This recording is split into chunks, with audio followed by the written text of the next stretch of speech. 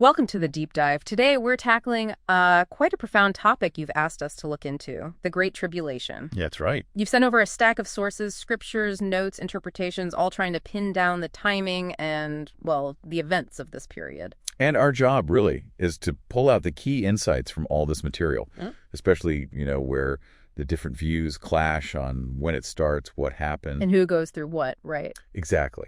It can seem pretty dense, so let's try and make sense of it. Okay, let's start with the basics. The sources generally agree the Great Tribulation is a time of really intense suffering. But there's a distinction made almost immediately. Yeah, this initial tribulation and then something called the 7 plagues, which are described as even worse. And who experiences which part is, well, it's crucial to understanding the different timelines. Definitely. Now, a central figure keeps popping up in these notes. The son of perdition, or sometimes called the abomination of desolation. Right. And the sources say him taking his seat in the holy place, often seen as a temple, that's like the main trigger. That seems to be the consensus trigger point, yes. His placement there kicks things off. So this leads us straight into the big debate. When does this Great Tribulation actually begin? Yeah, there seem to be 2 main camps in the materials you provided. Okay, view 1.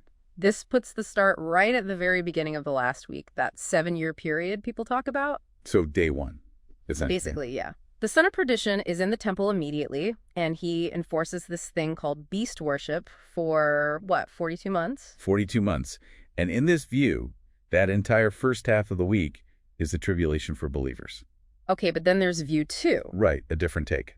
This one suggests the start is closer to the middle, maybe even near the end of that first 3.5-year block. So the son of perdition sits down later in that timeline. Which means the actual tribulation for believers is much shorter in this view, maybe just days before the first resurrection. A significant difference in duration for those involved. Absolutely. But regardless of when it starts. The descriptions of what happens during that lead-up period or the tribulation itself are pretty consistent and pretty grim. Yeah, the sources mention huge global wars, famine, disease, governments cracking down, massive death tolls, like 2/3 of the population. And huge environmental chaos, too. 1/3 of plants burned, 1/3 of the sea turning to blood. 1/3 of rivers poisoned, 1/3 less light from the sun, moon, and stars.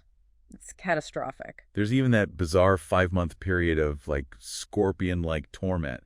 People wanting to die but can't. Followed by another 1/3 of the remaining population dying. It's hard to even imagine. And amidst all that chaos, The abomination of desolation figure is actually welcomed as a peace bringer. seems counterintuitive, but yes, that's how this world beast government gets set up, leading to that enforced beast worship. Okay, there's also the specific number mentioned, 335 days from Daniel. It promises a blessing at the end. How does that fit in? Well, depending on which view you take on the tribulation start. Right. That 1,335-day mark could line up with either the first resurrection, believers being removed. Or the start of the 1,000-year kingdom, that era of divine rule. Exactly. The interpretation hinges on the starting point. And this brings us back to that key distinction about who experiences what. The sources really stress this. They do. Believers, they say, go through the beast rule tribulation, that period of oppression and enforced worship. But those 7 plagues, the really severe final judgments. Those fall only on the wicked, on those who took part in the beast system, not on believers. Which connects to the idea of the days being shortened for the elect. Precisely. The sources interpret that as believers being caught up in that first resurrection before the 7 plagues hit. So they avoid that final, most intense wave of judgment. That's the interpretation presented. They escape the worst of it. So pulling it all together for you, the listener, while these sources you gave us disagree on the start date, Sometimes by years. they seem to largely agree on the end point, at least for believers. Yes, the finish line appears to be the first resurrection. Their removal from earth happens just before those 7 plagues begin. So consensus on the exit, if not the entry. So you could put it that way. And what's really fascinating, I think, is seeing how just a few words in these texts can lead to such different frameworks, different timelines for huge events. It really makes you think. It does. And maybe a question for you to consider is, how does grappling with these different interpretive approaches affect how you think about complex prophecies and what they might mean for the future?